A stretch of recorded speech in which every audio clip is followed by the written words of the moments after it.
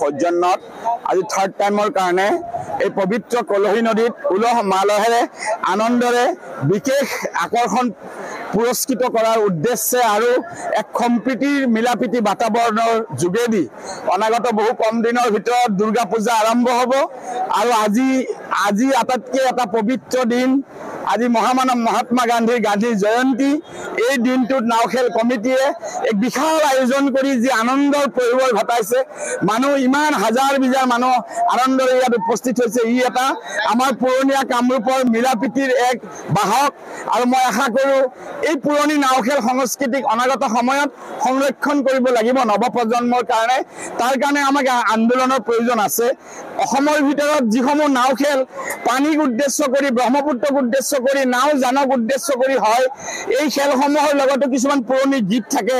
এইসমূহ ৰক্ষণৰ কাৰণেও আমি কাম কৰিব লাগিব আজি আপোনালোকক ধন্যবাদ জনাইছোঁ আৰু এই বৃহত্তৰ নাওখেল উদযাপন কমিটিক ধন্যবাদ জনাইছোঁ অনাগত সময়ত আৰু বেছি যাতে প্ৰতিযোগিতাৰ নাও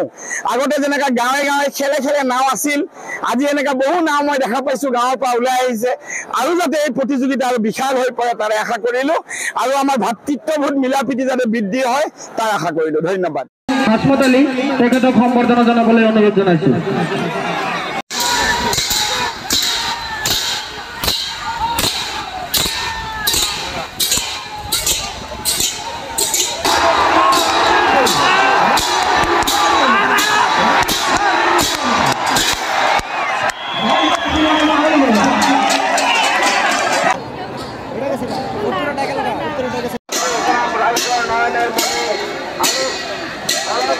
সৌজন্যত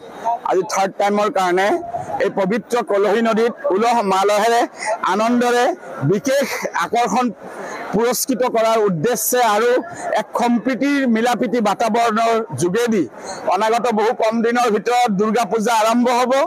আৰু আজি আটাইতকৈ এটা পবিত্ৰ দিন আজি মহামানৱ মহাত্মা গান্ধীৰ জয়ন্তী এই দিনটোত নাওখেল কমিটিয়ে এক বিশাল আয়োজন কৰি যি আনন্দৰ পৰিৱেশ ঘটাইছে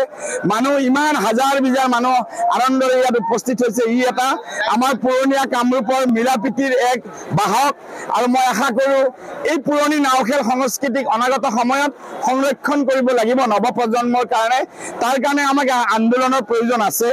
অসমৰ ভিতৰত যিসমূহ নাওখেল পানীক উদ্দেশ্য কৰি ব্ৰহ্মপুত্ৰক উদ্দেশ্য কৰি নাও জানক উদ্দেশ্য কৰি হয় এই খেলসমূহৰ লগতো কিছুমান পুৰণি গীত থাকে এইসমূহ ৰক্ষণৰ কাৰণেও আমি কাম কৰিব লাগিব আজি আপোনালোকক ধন্যবাদ জনাইছোঁ আৰু এই বৃহত্তৰ নাওখেল উদযাপন কমিটিক ধন্যবাদ জনাইছোঁ অনাগত সময়ত আৰু বেছি যাতে প্ৰতিযোগিতাৰ নাও আগতে যেনেকা গাঁৱে খেলে নাও আছিল